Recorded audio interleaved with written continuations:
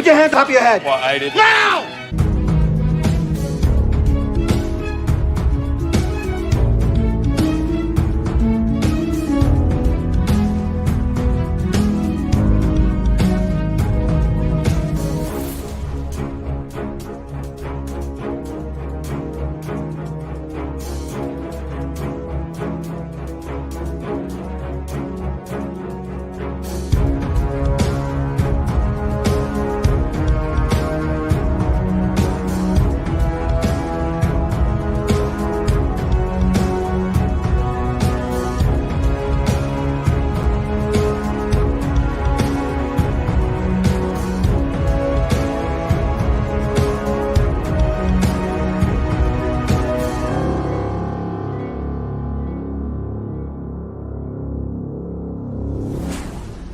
Bet your mother had a loud bark. Good morning. This is Morning Coffee with the Chief, and I want to welcome you to my show yet again. God, they popped my guest right up here right away. So hello. Good morning, guys. Good morning. Let me do my intro and for the LA Mission, and then we'll get into introducing you guys and get right into the show, which I'm really excited about. So as usual, we talk about the LA Mission. I just had a meeting with the LA Mission, and first of all, they appreciate my efforts here on this show, plugging the LA Mission, and that's losangelesmission.org. They're getting ready for Thanksgiving, and the day before Thanksgiving, they serve a full meal. Are you hearing me, John? Cliff, you can hear me, yep, right? Loud and clear. You sound good. They serve a full meal with all the trimmings, but not only that, they also pass out some basic service. It gives up basic supplies like underwear and stuff like that. But they do outreach. The last couple of years under new leadership, they do outreach and try to bring people in and give them wraparound services to get them off the street. You know, it's a very challenging effort.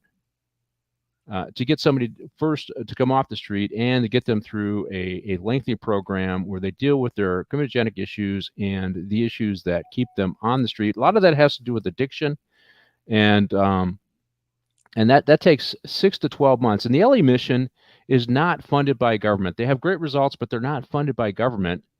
And so they need your help. So if you want to help for Thanksgiving, that's coming up, please make a donation. I'm going to reach out to them. They've agreed to give me a link where it would show anybody that makes a donation from this from Morning Coffee with the Chief will be credited towards this effort. I still got to do that yet, but don't wait. Go ahead and make a donation to the Los Angeles Mission, losangelesmission.org. Go to the website and check it out. You'll see what I'm talking about. They do fantastic work, as my two guests can attest to.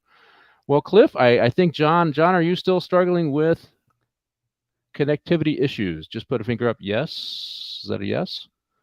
Yeah, I think he is. All right. Well, Cliff, we're going to have to introduce you. So back to my show again, retired Sergeant Cliff Yates, who previously worked for a Sheriff's Department in upstate New York, and then transferred all the way to Hollywood, California, or actually to California, Los Angeles, California, and hoping to do a little bit of Hollywood work, and worked for the LA County Sheriff's Department. And did 30 years with the Los Angeles County Sheriff's Department. Also became a successful stand-up comic, has written a book, and he has his own podcast.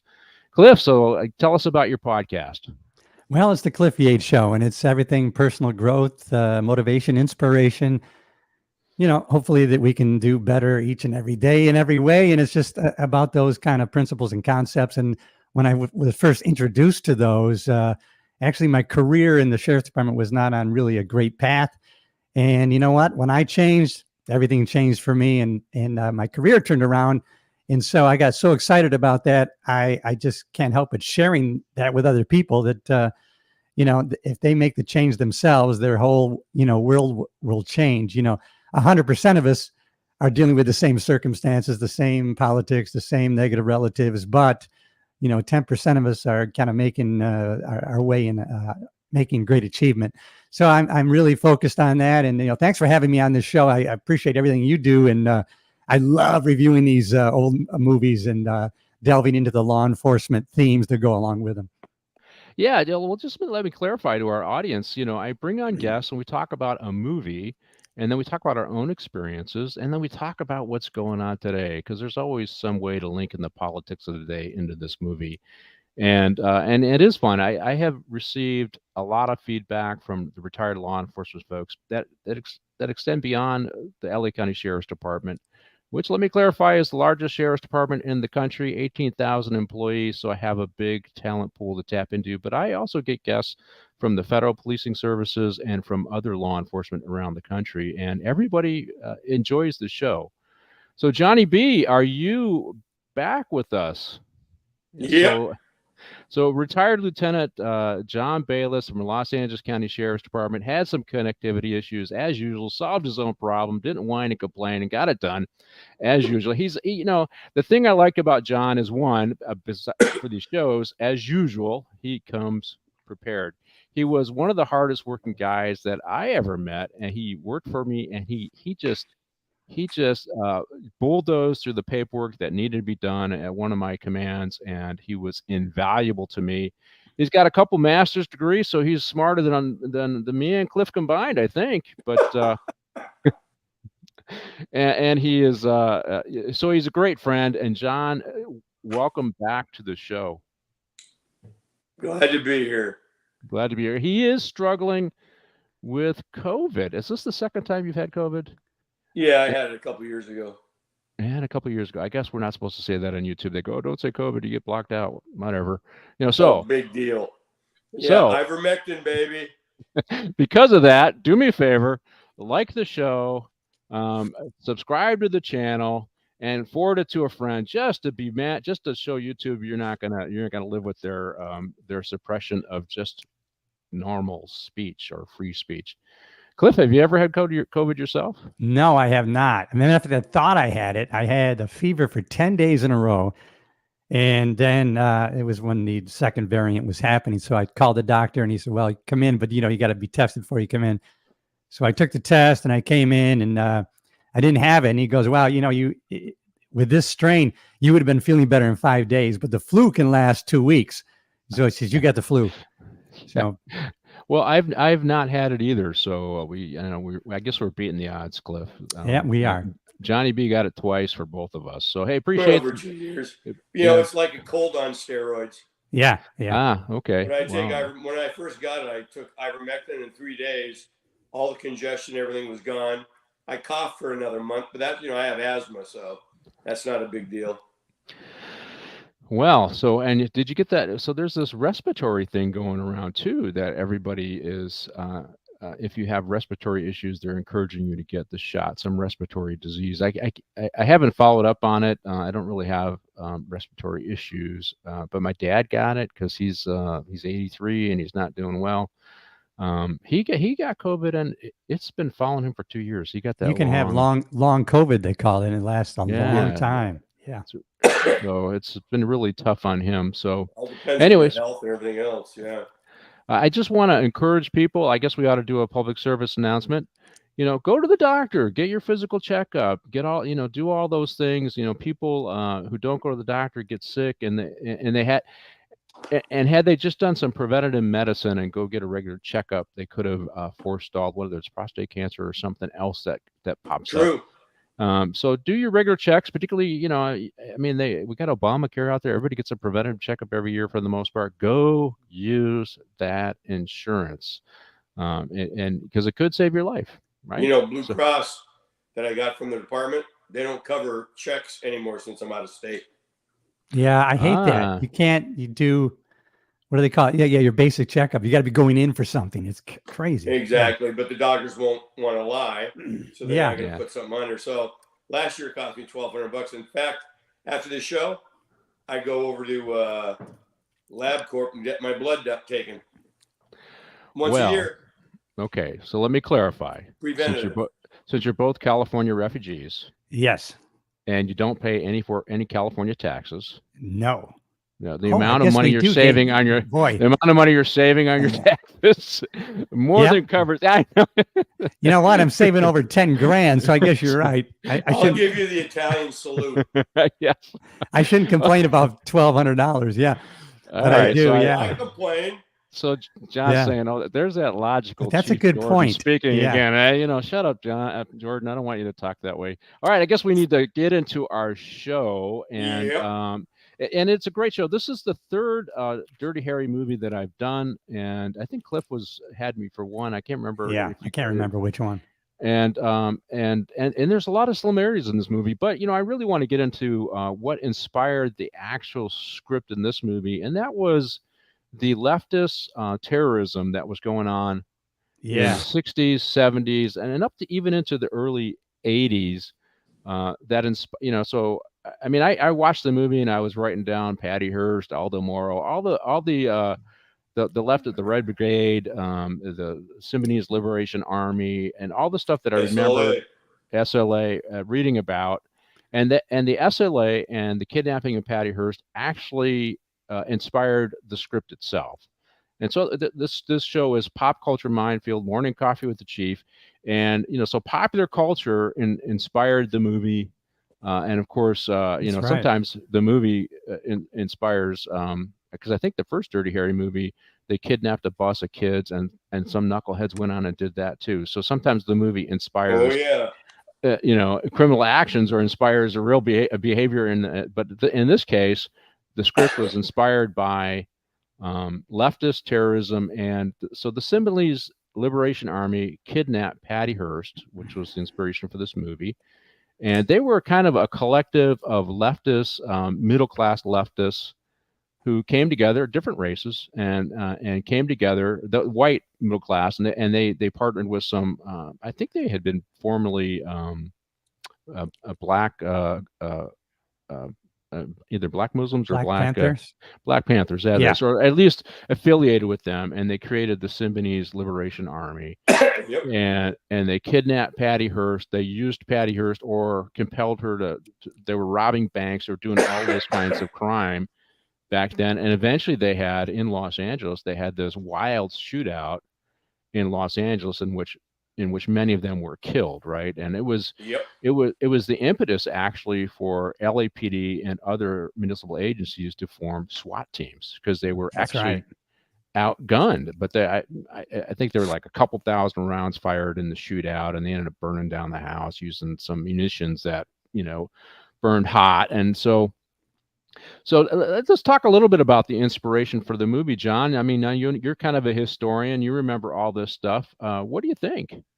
Oh, yeah, absolutely. Donald DeFreeze, they called him the General Field Marshal for CK for SLA. He's the one that headed that part of the movement and kidnapped her, and supposedly did a lot of physical things with her while she was in captivity. When they finally had the shootout and they got her out, she was under lock and key at home during the trial and everything else. One of the cops from LAPD, retired, became security for his family and married her. But I believe more of her. I don't know if she was really, the problem back then was she really part of it? Because they had her with a machine gun and a black leather jacket and a beret on in one of the bank robberies. We don't know if it was loaded. We don't know what was going on. But, she says it was forced on her. She never did anything. I don't know.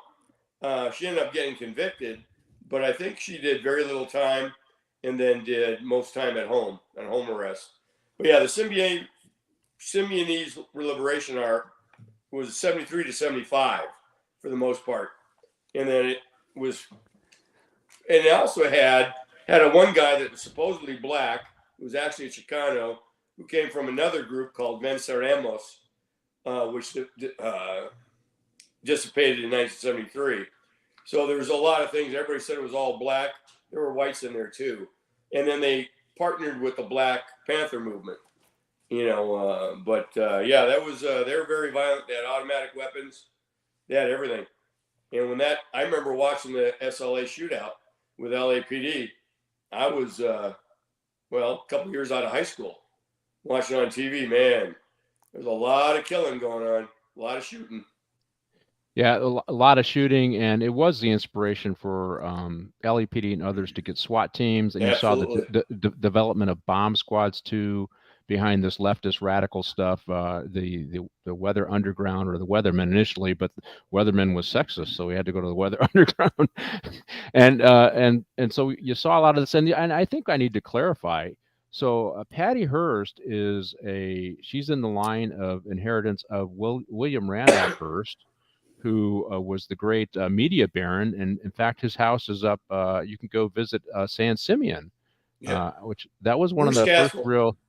first real dates away from home that I took my then girlfriend on, who was now my wife, Patty, and I had never been. It was really awesome place, San Simeon. Awesome.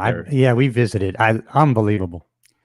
Yeah, so we're talking very wealthy folks, and that's why she was targeted and kidnapped. I think they did want a ransom. I don't know if they ever got the ransom, No, but they certainly they got some payoff and lead, a lot of them, and they went into leftist heaven, I guess, somewhere. Payoff and lead. I like that. Well, and the other thing is, I think we need to link it to what is going on today. We do have a lot of leftist terrorism that seems to be ignored by our federal government, and ignored to some degree. I mean, you see, it's most pronounced in the struggle against Cop City in Atlanta, Georgia, where they're trying to stop the building of, they call it Cop City, but it's just a training center for police and fire. And they noticeably keep the fire guys out of that. And one of those knuckleheads shot at a state trooper, shot him, got shot back. He had explosives. And so and so the new age leftists are embracing the violence of the past, but I don't think it's being dealt with as effectively as. That's on purpose. Yeah, I agree with that. And I think people, if you look back at the history, the Symbionese Liberation Army, the Red Army, the Red Brigade, the Baader-Meinhof gang, some of these are European things, the Weather Underground, obviously the Black Panthers, the Black Guerrilla Movement, and some of these other leftist organizations, and just how violent they were. And you're seeing that progression of current leftists. They're not getting their way, and so they're getting more and more extreme in the measures they use, and that includes violence and shooting at police. Of course, there was the vilification of police at the time, and there's the vilification of police today. Cliff, what do you think of that?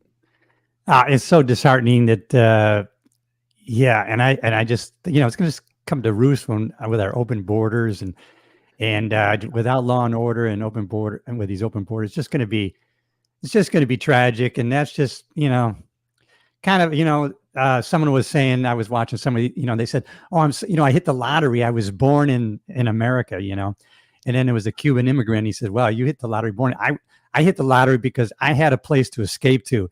And so we really need to be still and maintain that shining city on the hill. And I just, we're losing that. And boy, it's just in our face now. So, I mean, you can't just turn away from it. Well, they reject the very things that, as we talked beforehand about the subjects that Cliff is getting into in his podcast, and the Enlightenment, and how we got to where we are in terms of liberal democracies, and the belief in the primacy of the individual, which comes out of the Enlightenment, versus the ruling class, right? The individual does have human rights, and those human rights are given by God, which leads to the Bill of Rights, and the rights that are enshrined in our Constitution come out of that thought, right? And yet the leftists today would deny certain classes of people those very same rights. We see that in their effort to try and make sure all cops are tried by juries. Well, that's not how it's supposed to work. The government should look at those cases. If they can't make the case, they don't bring the case, right? If there isn't a crime there, then they shouldn't bring the case. It's not up to the jury to decide if there's a crime there. It's up to the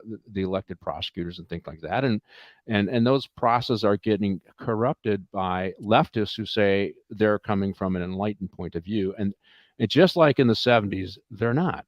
They're not coming from an enlightened view. They're coming from I think because now we have a perspective, right, because of what we know. So I guess if the tragedy is if you're brought up today, it seems normal, right? So they're going to think, why is everybody so upset? This is, this is the way it's been if you're a kid growing up. But in going to this movie, all these scenes in San Francisco kind of I romanticize them because my first trip to San Francisco was about 25 years ago.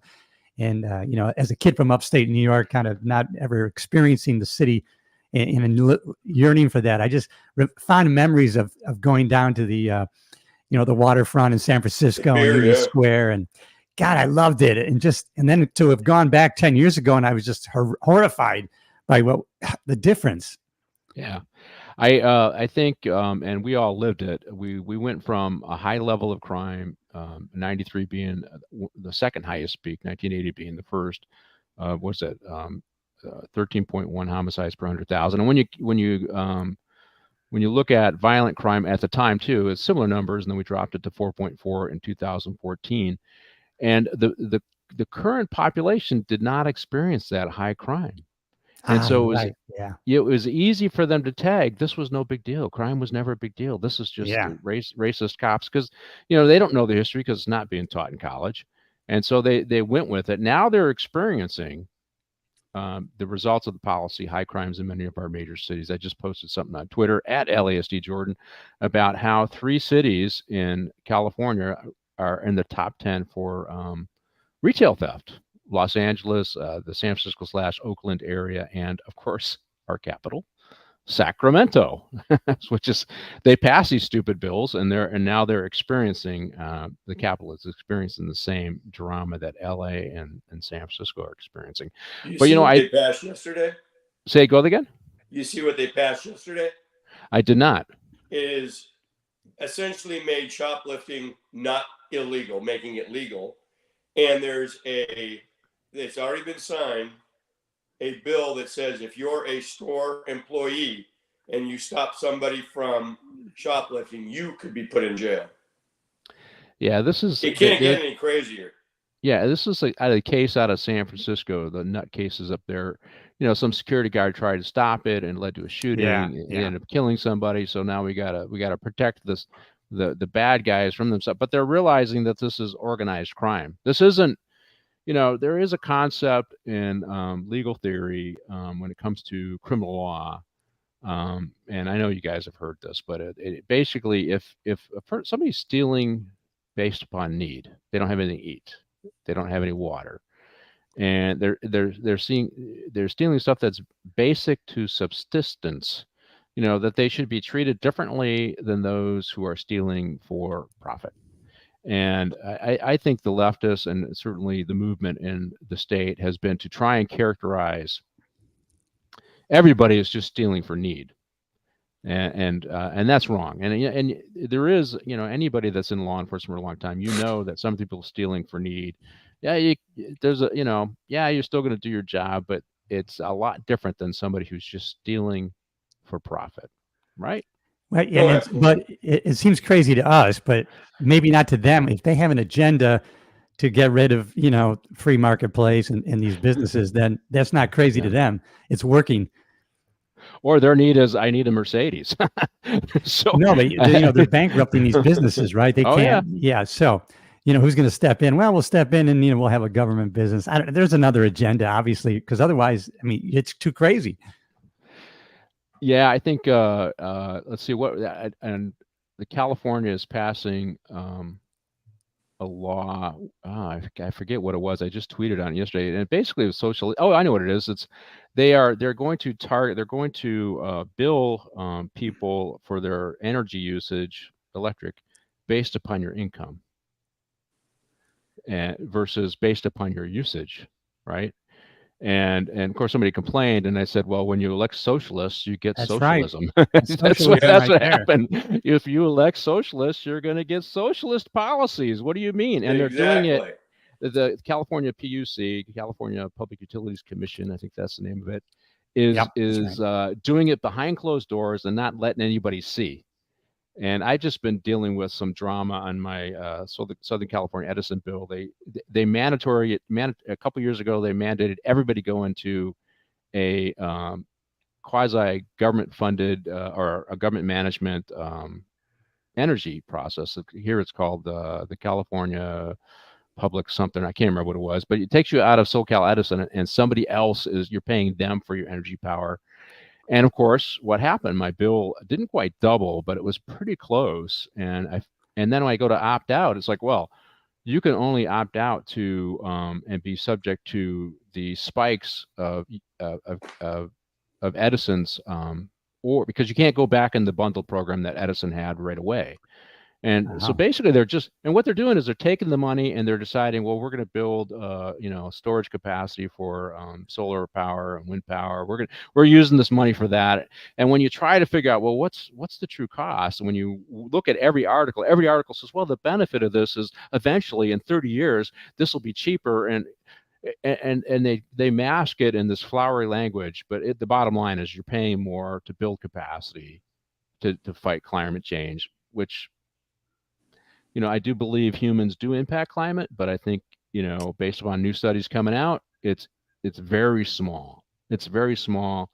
And what we're doing is impacting our economy.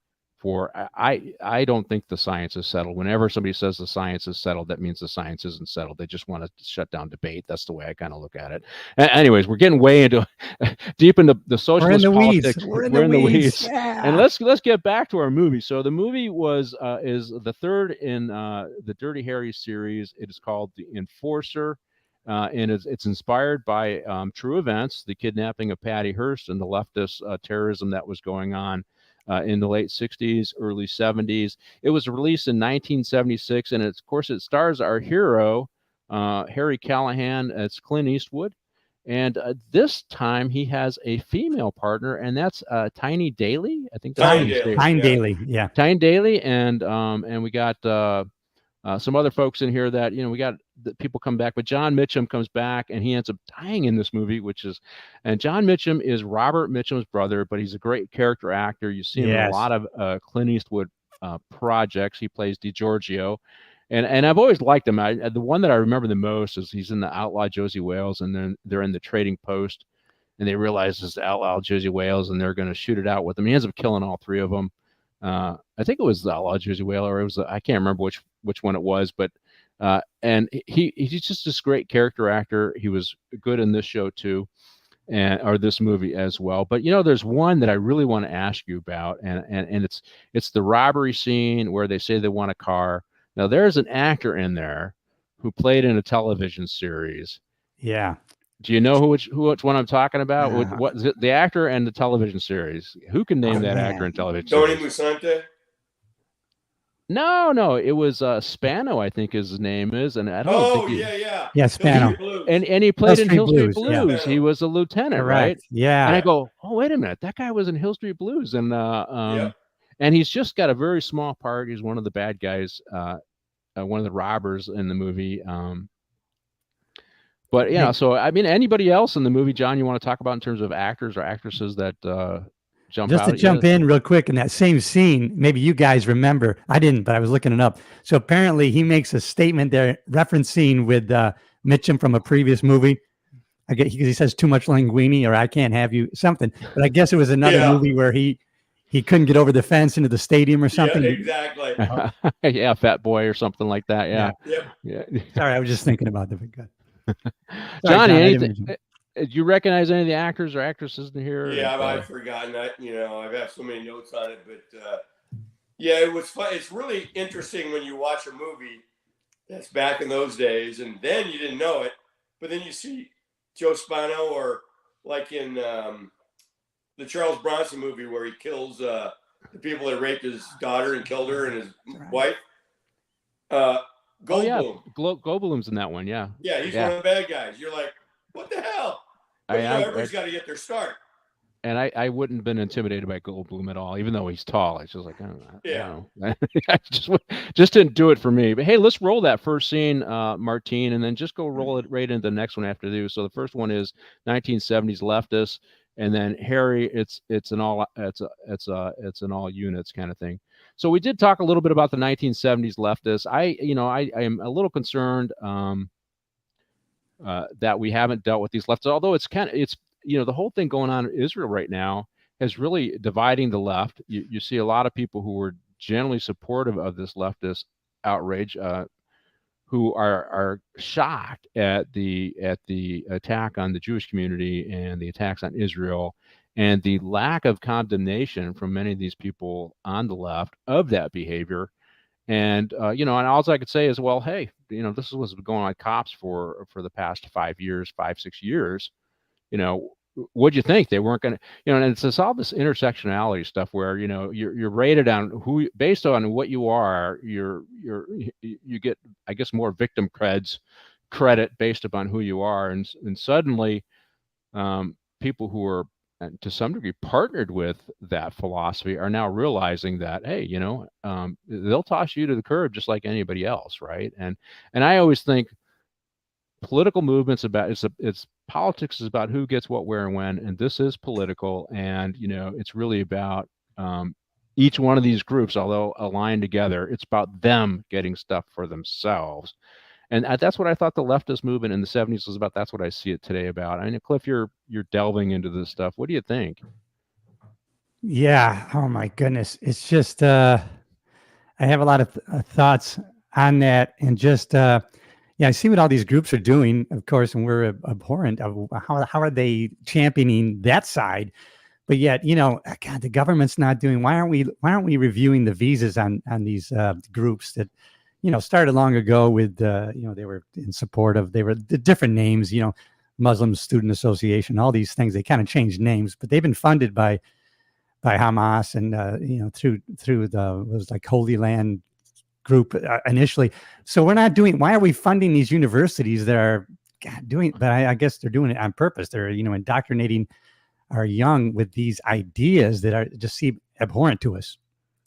Well, the universities, a lot of these billionaires who are now pulling their funding from these universities were funding them, had no problem funding them when it was anti-police or anti-this or anti-that. And suddenly, good point. Oh my God, they're anti-Jewish and I'm Jewish. Suddenly, they realize, well, it's what's that old saying, that they came for the baker and I didn't say anything because I wasn't a baker, or they came for the whatever. That's right. That, I forget who said that. And then when they came for me, there was nobody to speak up for me. Well, that's a good point. That's what's trying that's what this philosophy is all about. I mean, the most victimized have the most power, and and you just have to shut up and go along. And the thing about the 70s and today, what's going on today, is a lot of these leftist radicals in the 70s did support Palestine back then. They hijacked planes. You saw the raid on, if you watch the great movie The Raid on Entebbe, where they kidnapped a plane. Those were Red Brigade folks, I think, from Germany that were participating, and they were doing this on behalf of Palestine or whatever. And so you did see that there's a connection between the leftist violence of the 70s and the leftist violence today.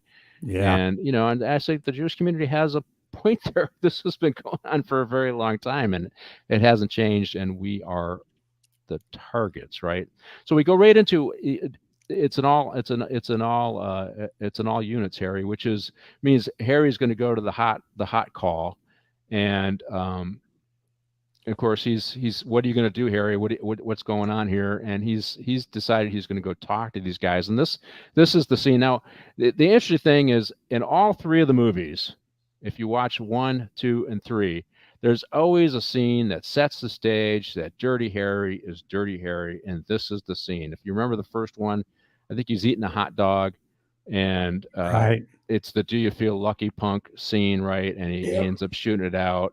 I'm trying to remember the second one, but there was another one, and then this one here. So they have a kind of a formula for these movies, and he goes in there. Of course, he's forced to lay on the ground. And I like his comment, "Hey, this is my best suit," But that's Dirty Harry, right? Yeah. He's still made to lay on the ground. And of course, he's getting angry at these guys as they're, talking to him. Well, they want a car.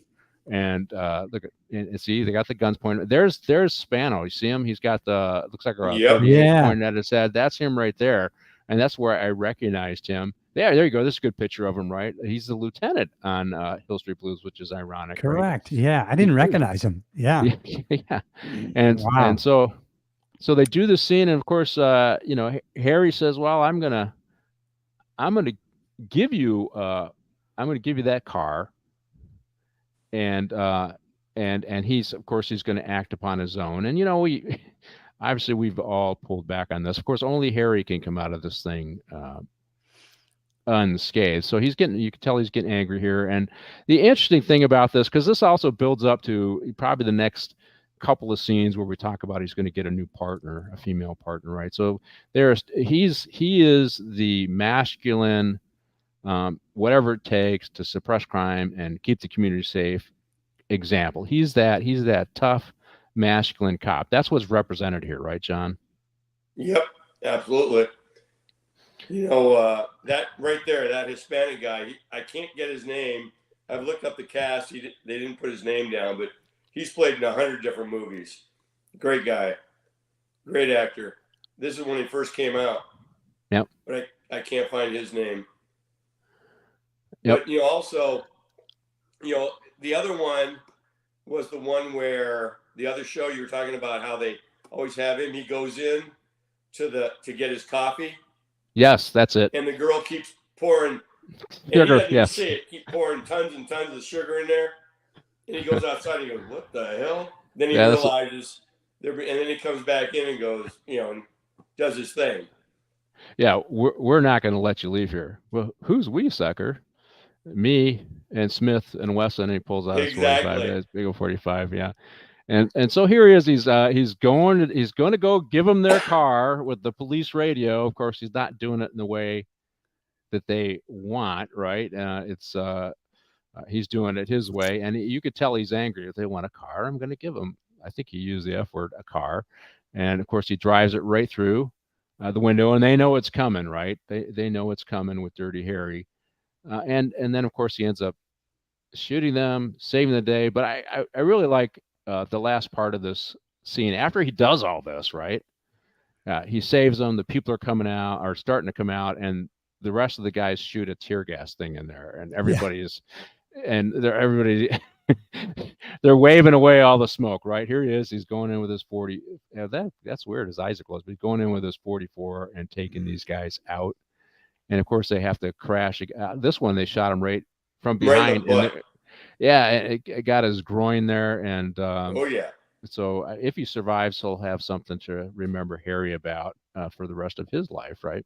But they shoot the tear gas in, and then everybody else. See, here he is. DeGiorgio's shooting the tear gas in, and then everybody else comes in, but it's already done. So I like this because it does set up who Dirty Harry is, but it also links to the other two movies, and Cliff, people like that. It's a brand. People like that format, right? They like the Dirty Harry brand, right? Yeah, I like you were. I think I was looking in the trivia. This is the first time they used the F word in one of these movies, and there's always a catchphrase like "make my day" in all these movies. So I guess so. In this one, two times he used marvelous, and then he used another one. I think I'll guarantee it, or I can guarantee that, or something. That was kind of a catchphrase they were trying to put out. Yeah, the catchphrase didn't quite catch on. No. Make my day, and a man's got to know his limitations with Magnum Force, right? That was the other one. This one, the catchphrase. That was the Magnum Force, man's got. Yeah, this one didn't quite catch on, And speaking of Magnum Force, I guess so. Harry he meets that Uru leader Mustafa, and he says, "Where do I know you from?" And I didn't realize that he had played a bank robber in Dirty Harry 71. Yeah, he was the one that he pointed the gun at. Yeah. He says, "I don't remember if I shot 5 or 6. Do you feel lucky, punk?" Do you feel lucky? Yeah, I didn't remember that. That's how wasn't he the pimp in the Magnum Force? Magnum Force too. Yeah. And then he goes. They revive him, and he ends up being obviously a different character, but he ends up being a partner in later movies. He's put him in a lot of movies. He was in Sudden Impact. So he was the bad guy getting shot, or at the end, and then he goes, "I gotta know." And he clicks the gun, and the guy goes, and then in Sudden Impact, he 83. He was a buddy of his that brought him his new weapon, the new automatic 44, where he was out in he was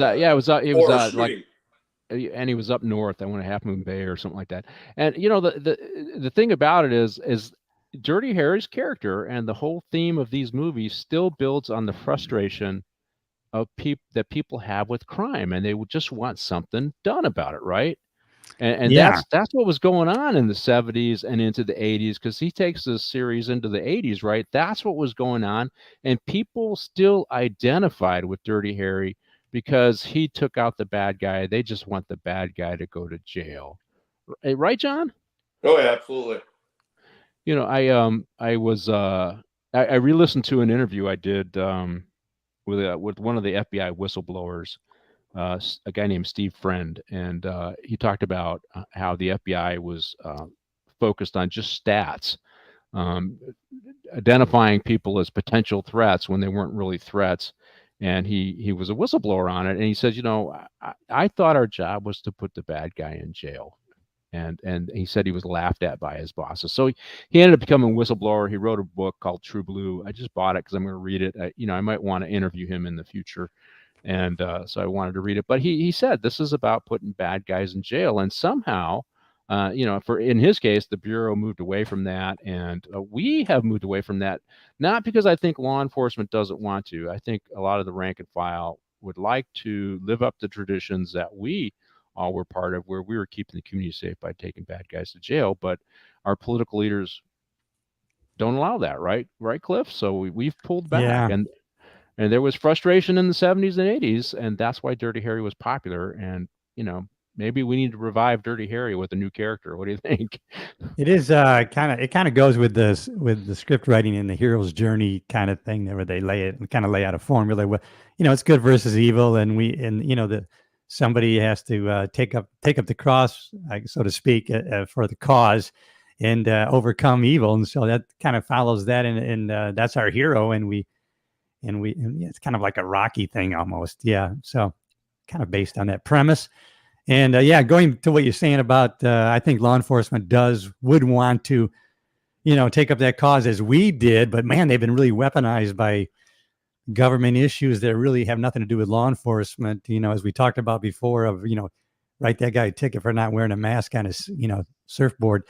And so we've got into that, and people get caught up, and I can't really take a stand against that because I've got a family to feed, and I have a salary here, so it's tough.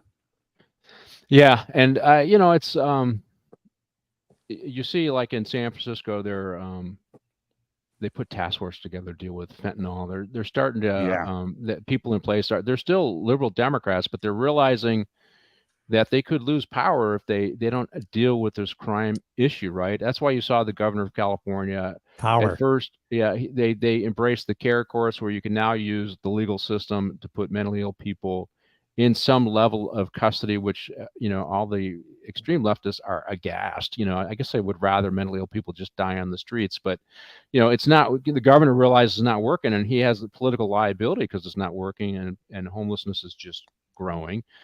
Thefts in retail shops is just growing, and deaths due to overdoses from fentanyl, because we're not doing anything to interdict it, is growing. So, suddenly these leftist politicians are starting to moderate their points of view. And the great one, and I'll throw this one out there because I know you guys appreciate it.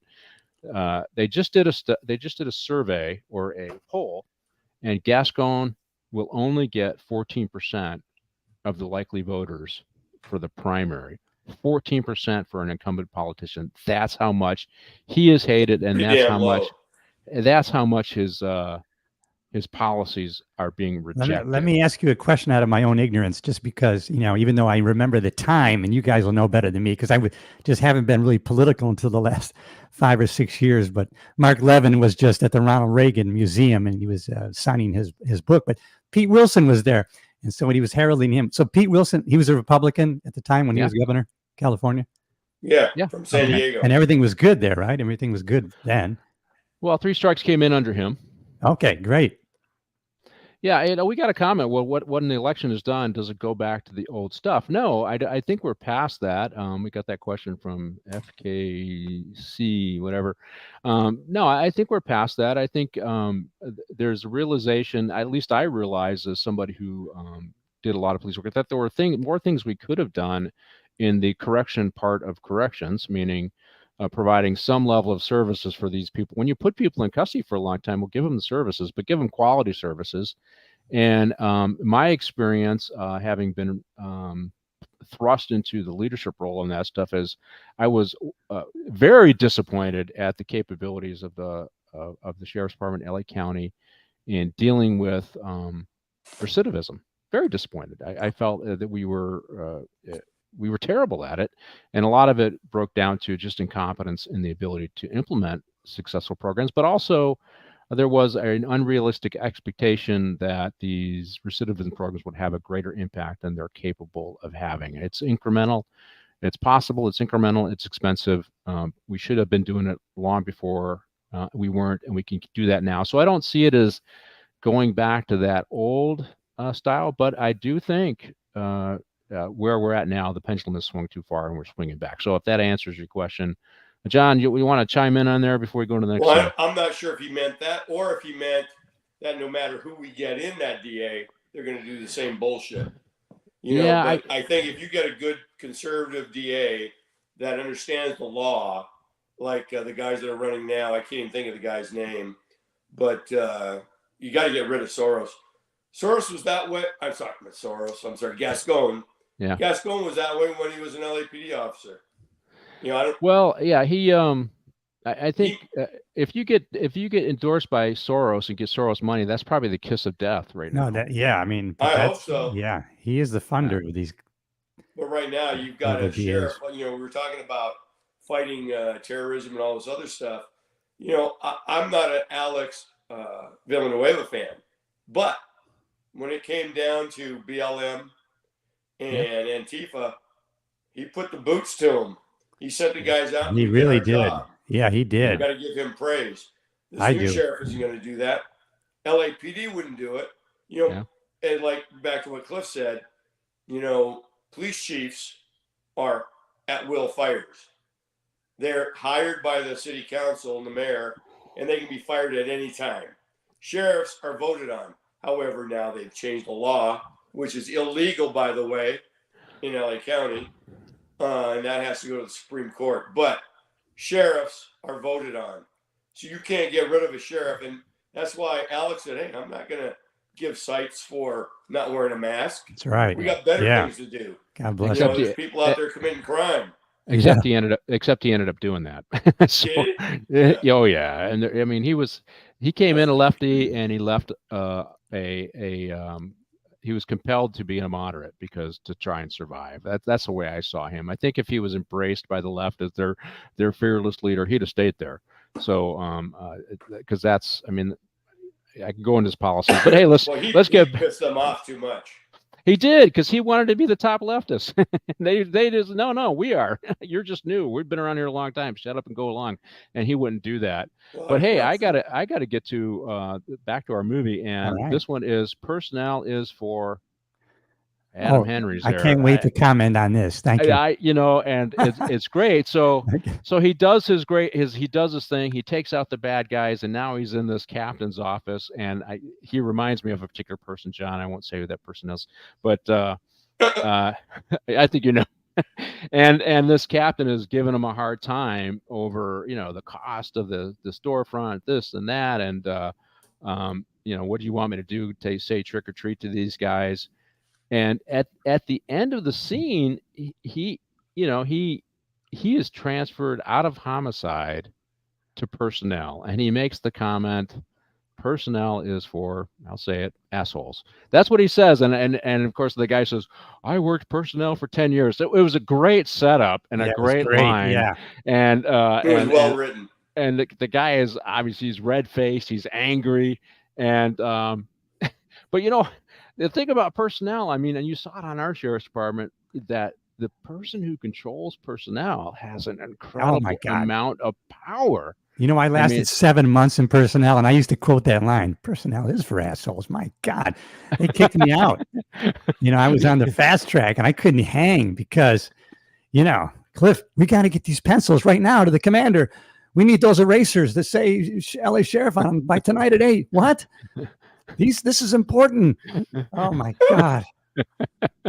Yeah, there's a lot of that goes on there, but there are good people that work there. Oh, no doubt. But yeah. For us, but yeah. Well, there's another line in this movie. I don't know if you remember it, where he says, talking about Bradford Dillman right there with Harry Gardino later, and he goes, "Yeah, he's a legend in his own mind." Yeah, we had a bunch of those. Yeah, another one of his sayings that we're hoping to catch fire. But The thing about personnel is you do have access to everything. One of our senior executives used personnel to empower himself, and you all know that he eventually that's went how I behind, got there. Yeah, that's when I was went there. behind bars as well. And then he took a lot of cops in there and to teach them, but also for loyalty reasons. I think he expected people to do what he wanted, and he That's where I failed. I failed. I think, I looked at the testing process of the sheriff's department. I felt like they corrupted the testing process for promotions. Thank God I was. Oh, hey, Pat, I want to tell you a story about that. So this is how ridiculous. I mean, I understand the policies. And so we were interviewing people. I'm a sergeant for recruitment. And so we're interviewing the guys up north. And so we sit down, meet another guy, and we interview the guy, and basically it goes like this: and you can work with women. No, I'm not going to work with a woman. Oh, okay. And Sundays, you got to work 7 days. No, I'm not going to work Sundays, and I'm not going to work with women. That's kind of the bottom line. I can't do those two things, right? So, of course, I put him in like the disqualification pile, and the civilian personnel called me over. Sergeant Yates, you can't disqualify a person. It takes 3 people. They have to come back to have 3 people. You're trying to tell me as a sergeant, this guy can't work with women. He won't work on Sundays, and I can't disqualify him? No, you can't. I mean, oh my God.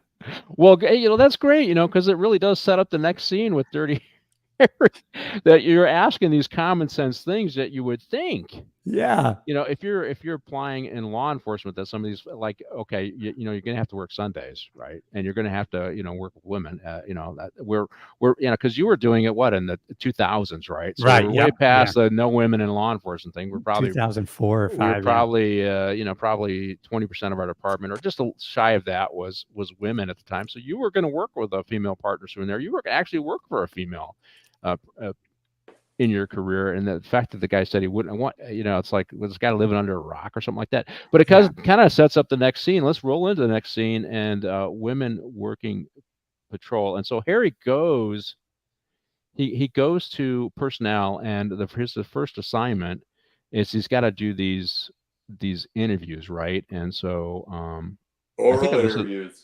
The oral interviews of these ladies. Martine, let's bring that scene up. It's women working in patrol, I think is what I have it. And so they bring in our female actress, Daly, right? And Tina Daly, is that? Tiny Daly. Tiny Daly? Oh, Tiny. And now she played in Cagney and Lacey, right? Yeah, so that's right. Yeah. The television Sherry Cop show, which is, and it's funny because you could tell she ends up really liking Harry, right?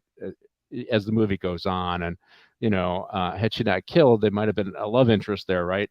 Well, they had that in the original script, and she didn't like that, and then Clint Eastwood agreed, so they took that out.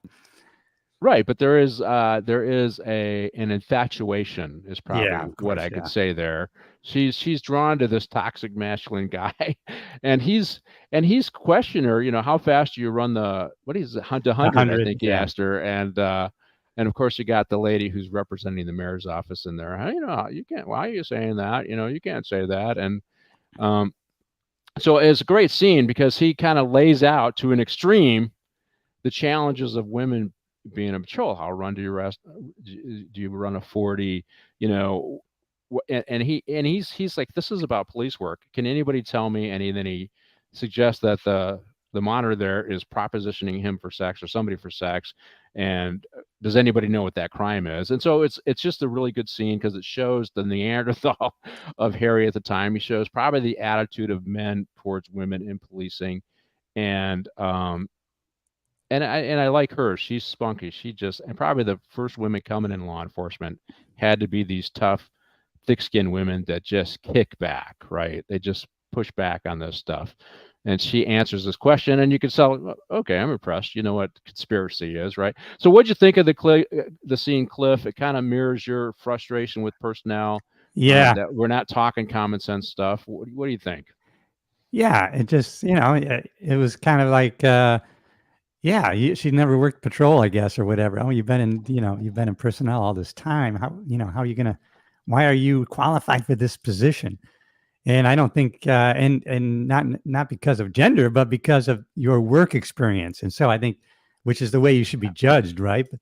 And, in later years, if you went forward 30 years, then you would have a lot of women with a lot of patrol experience. But, yeah, if you we're looking this through the lens of a 1976, so that was definitely probably the attitude of a lot of, and it was definitely a male biased, profession for sure. And I guess it reflected the attitude of the times. Yeah. Yeah, and I think she did work 9 years in personnel or traffic or something Yeah. like that, Yeah. and so it wasn't like she wasn't around. I mean, 9 years is actually a long time. Yeah. You're Definitely. right. Yeah. She wasn't given that opportunity, and now she wants that opportunity. And John, what year did you come on in the sheriff's department? 78. So 78, I think they Wow. started putting women in patrol in the 70s. So it wasn't that long after you came on, or when you came on, before you came on, that women were going into patrol, and there was an attitude adjustment for the guys who'd been around for a long time. They needed to embrace this, and then just the whole fundamental approach of changing your workforce to include women in what is considered a male dominant. So what was your experience? Did you see any of that kind of stuff happening, and was there pushback, a lack of acceptance? I mean, it's 40 years later, so I think we could talk about it now, right? When I came on, not really. There were a lot of women in patrol, but they were well liked. Like in West Hollywood, had a couple there. But things that had changed prior to me coming on is they got rid of the skirts and the high heels and the gun in the purse, and they let them wear a Sally Brown carrying their gun and pants. And I'll tell you, I think I can't remember all the women, but I know Nancy Malone was one of them, one of the first to go to patrol. She was a tough broad, still is, and a lot of them that went out there, they were attractive, but man, they knew what they were doing. They got out there and they kicked ass and took names. They stood right with their male partners, and if the fight's on, they got in it. Yeah. Not like some of these videos you see nowadays. I don't know if you've seen that one where the one officer in another state or city is wrestling with a guy on the ground, and she's running around him with a taser and trying to tap him with the taser. And everybody online said, "Fire that bride." That's not the women we had. We had That's women right, that yeah. were out there and that kicked ass and took names. And I'll tell you something. I worked with a couple women in patrol that I'd rather work with them than some of the guys I worked with. Yeah, me too. Yeah, I tried to get Kim Brink on, so she's one of those Oh tough yeah, Kim. gals, Yeah. and she was unavailable. It's funny because they also get busted up like we do because you end up in fights. I mean, Yeah. I got my aches Oh and yeah. pains. She's got her aches and pains, and it's probably more challenging for them because they're smaller, they're lighter, they're not built as Right. strong. So their injuries, are probably more prevalent. But the thing about I think we talked about it. There is, when you have affirmative action and you try to make up for the past, there is a point in time where it's got to even out, and we need to start promoting America. Sometimes you end up with people who don't have all that. They just touch a base and they move forward and don't get necessary experience. And I always appreciated the partner, male or female, who took the time to get the basic experience working patrol at all the different ranks, or working line units at all the different ranks, learn how to be a good leader, and make sure they know how to do the basic stuff that they're asking their people to do. And we had a lot of people who didn't do that, but women in patrol, it was a change. I mean, you saw the same thing, and you see the same kind of thing in military. You see the same thing in the fire services. In fact, I think I was looking up a stat. The fire services, only like 5% are women, and versus law enforcement, it's somewhere nationally, it's like 15 or 16%. So it's not even close for the fire service. So hey, stay out of law enforcement, go deal with the fire services, make sure they're a little more integrated. And we want to thank all the ladies that we worked with, because we worked with a lot of good ladies. I know that might be Oh man, a yeah. pejorative term for some, but that's me being old fashioned, right? So the women in patrol, it's like he did say something. She's propositioning somebody to have group sex with a Shetland pony. Do you remember that part? So he's obviously just mocking the whole system in that scene. But we go from that to so he's out of homicide. He's disrupting personnel. He's terrorizing personnel, so to speak. And then his partner gets killed. So the bad guys are ripping off some weapons. They go to an armory, I think is what it was. They end up killing the old guard out there, right? Yeah. And then DiGiorgio and his partner show up, and I believe his partner was killed as well. He was run over. But I was, as I was watching this particular scene, I just thought, okay, DiGiorgio is he's kind of doing what Dirty Harry would have done. Stay here, call for help. I'm going to go inside instead of calling for his partner, right? That's something that Dirty Harry would do. And I wonder, is he doing that because he feels like he has to do that because that's what Dirty Harry would have done, and then he ends up, he ends up stopping him initially. He ends up shooting one of them, but he also ends up getting killed. And of course, Dirty Harry is now back at homicide after this. So we see DiGiorgio. He goes in there. You see these guys robbing him, and it's a rainbow coalition of terrorists there. They got every and I thought that was okay. This is, we got to have everybody in here. I think they had a black lady, they had an Asian lady, I think they had a white gal, they had a black guy, they had the blonde guy, and the main bad guy in this. I was kind of looking it up. He did a short film called Blowjob. He was a theater actor, but he did one little film that was highly appraised of him pretending he's. I'm like, okay, I guess that's art, right? But and I don't remember seeing him in much more than this particular movie. And it said it's because he was more of a stage actor versus the movies. And so DiGiorgio goes in here and he ultimately gets stabbed. And prior to this guy had killed 2 gas workers as well.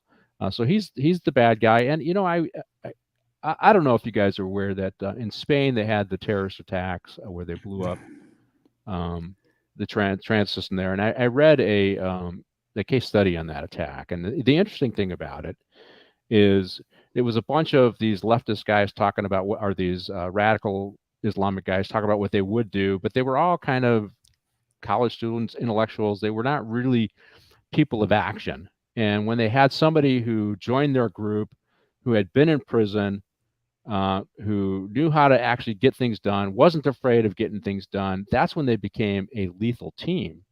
And so when I saw this guy, the blonde-haired guy, he's clearly the leader. He's driving the violence. He's pushing the people, and he's kind of linchpin. And you have that in a lot of different groups. He's kind of the linchpin that gets it done. John, you mentioned the name of the guy that was leader of the Sudanese Liberation Army. Likely had been in jail before. Likely had. Yeah, and so there are these guys who are on the shadier side of society that when they get mixed up with these extremists, are the kind of the people that drive the violence. That's what I saw with this guy. I don't know if you thought that, John, but that's how I felt about him. Yep.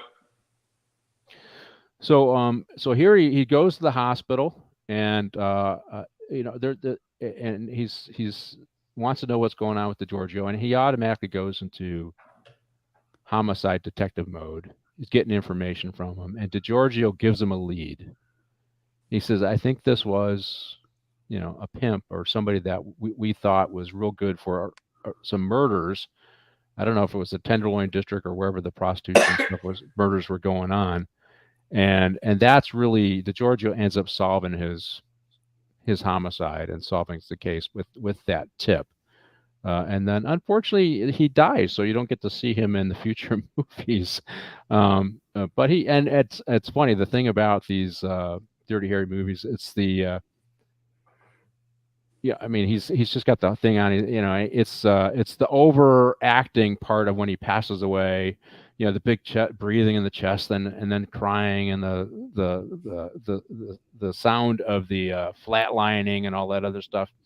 It's almost it's coming, right? You can tell just by the scene that is coming.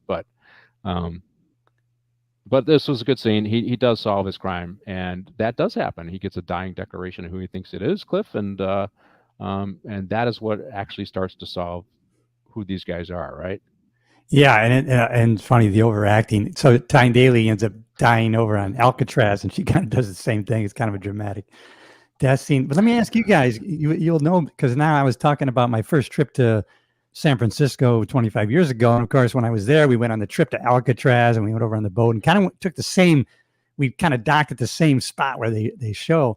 But I see back then, it looked like, so Alcatraz was, how many years was it just abandoned and in ruin? Because it was pretty well kept when we went over there for the tour. So maybe you guys know when that happened, or? I want to say it was abandoned in the because Al Capone was there, and I want to say it was the 80s, but I'm not sure. The 80s, they kind of refurbished it and maybe made it a destination where they took tourists over there because okay, but man, because it was a pile of crap during this time when they filmed it. Well, hey, so we are probably up for our break here, and Martine, are you ready to show our break? And we'll give everybody a little bit of chance to take a breather here. Sure, Chef. Give me a second, and we're going to roll.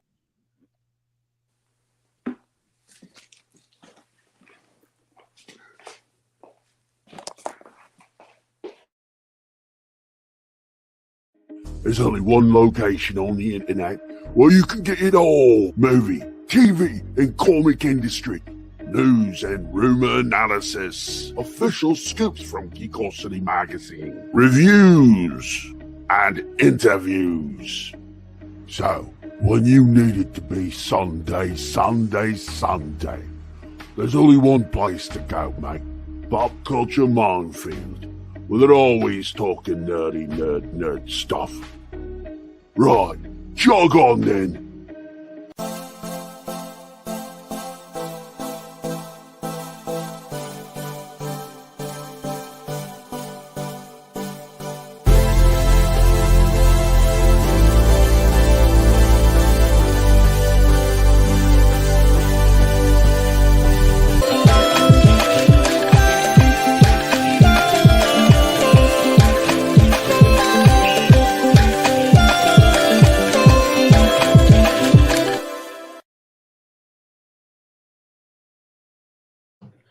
Welcome back to Morning Coffee with the Chief. I'm Chief Patrick Jordan. We are going over the movie Enforcer. I got Cliff Yates and John Baylis with me.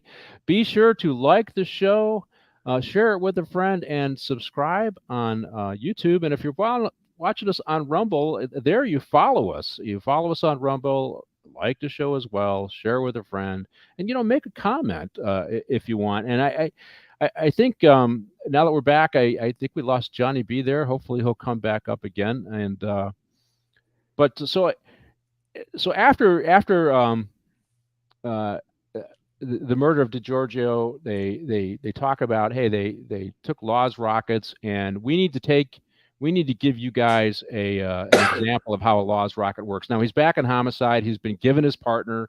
He's not happy with it. He's tolerating her. But one of the first things that they have to do together is go see the demonstration of the Law's rocket. And I think remember, one of the reasons why this scene was so important was there was a couple things and that I felt that why it was important.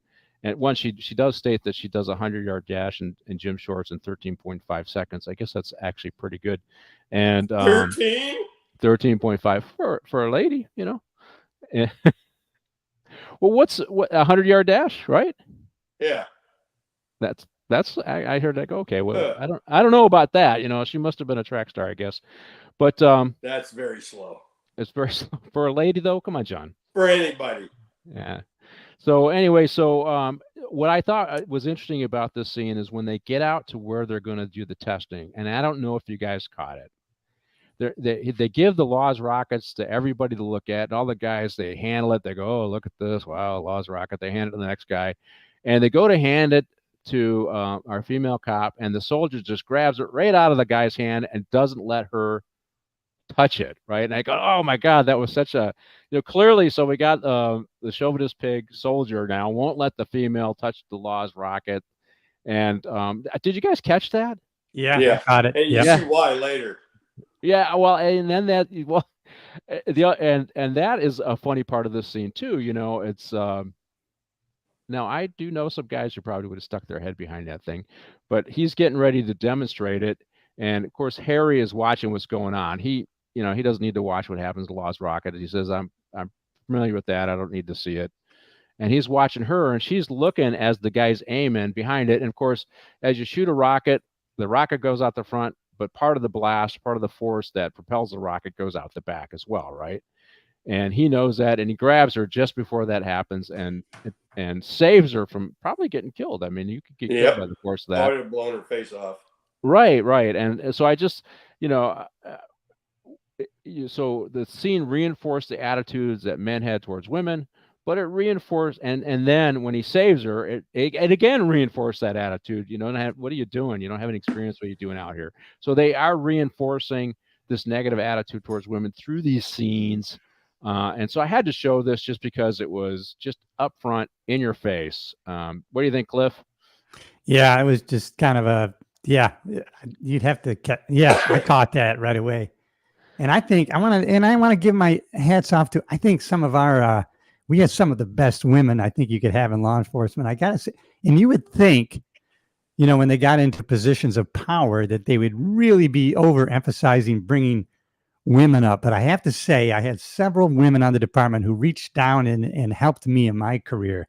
So I had Marilyn Baker, who was in the academy, and she was in my class. She supported me, and she became a higher rank and was still supportive when she became a commander, I believe, and, rest in peace. And Jackie Yarborough, who was my field sergeant at Linwood, and just John Yarborough, who's her husband in homicide. And she was very supportive, and she was really a good street cop and a sergeant in the field during some trying times. And I would never have gotten promoted without having an advocate like Linda Castro, who's a commander in personnel. So I had women in our department really supported me in my career, and they were instrumental in me promoting. Yeah, I worked with Linda too, and it was a different kind of support that she gave me. I was already lieutenant, but we were going through some political stuff, and she had my back as much as she could. And I think most executives, when you get to executives, you really need to reward the people that are doing the good work for you. Yeah. And it doesn't matter who they are. You need to do that. And that was my goal. I always hey, if they do the work, I'm going to support them. I don't care who they are. And Johnny B worked for me. He saw that. And we took care of a lot of good people of color and women who actually worked hard. And I had a philosophy that if they work hard here, I'm going to support them first before I support anybody who's connected with that guy or connected with this gal. Because you know what? If you take care of the people that work for you, who work hard, then other people go, oh, well, I'm going to keep working for him because he rewards the people who do a good job. I did want to comment on Martin says, hey, when you work with Callahan as a partner, you know what you're in for. And we got some other folks that have joined us. Camp Candace joined us. Thanks for joining us, We're doing a great show today. And I don't think I did the autopsy scene, but it should be mentioned as part of, the rookie homicide detective going to the autopsy. Now, when I went to the academy, we had to go to the coroner's office and watch an autopsy. And that really, that I don't need to go to homicide. I don't need to be looking at this stuff every day.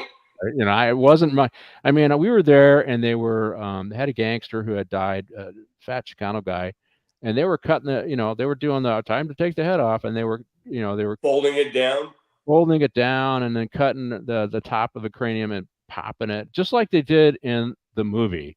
And I said, and the guy had the guy kind of canoed out, and I said, you know what, I'll find some other thing I could do, please. I don't need to do this. And you know what I learned, because those memories stick with you. You have those memories for the rest of your life, right? And so I went in survival mode. If I didn't have to go to one of those scenes, I didn't go to those scenes, right? I'm with you, yeah. Every now and then you'd get the deputy, hey, Sarge, come and see this. And, I go, what is it? Well, look, oh my God, what'd you do that to me for? I don't need that image in my head. Yeah, I'm with you, man, yeah. I went to a scene, I was at Carson, new sergeant, and they, some guy had committed suicide in a enclosed closet area with a shotgun. So you can imagine the mess under the chin. And so why did you guys bring me to see this? Well, it's cool, sir. No, there's nothing cool about this. I don't need nothing these cool visions. about it. No.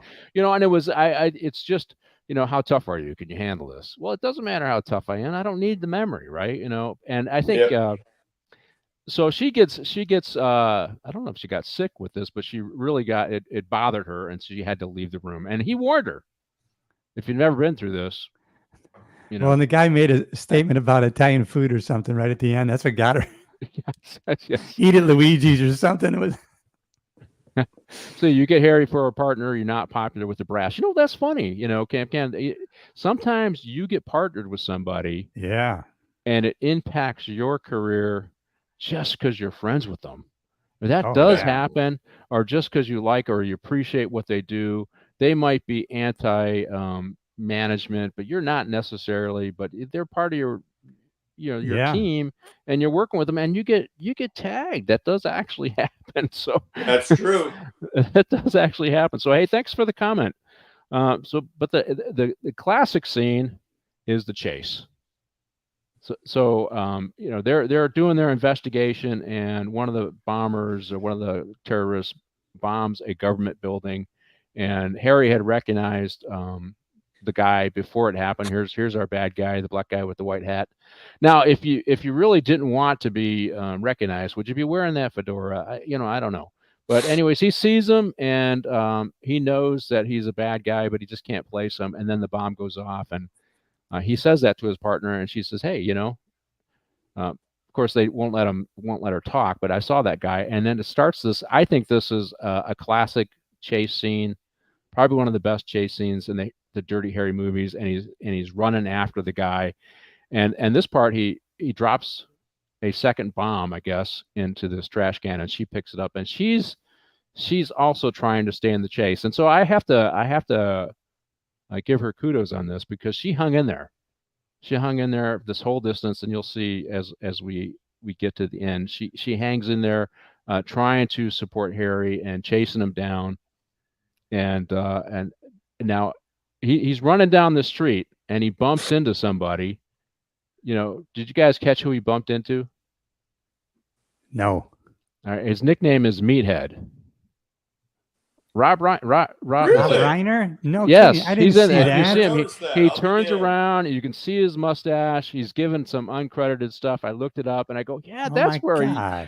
So, so Rob Reiner was in this, and he bumps into him, and Clint Eastwood is chasing. And there's another part of this particular chase that's kind of important, and it's when they eat in all three of the movies. If you remember, the first movie, there was a sex scene where one of the mobsters is with a naked guy and a naked gal, and they're having sex when Harry comes in, right? And then Magnum Force, there are another naked scene where everybody's naked, right?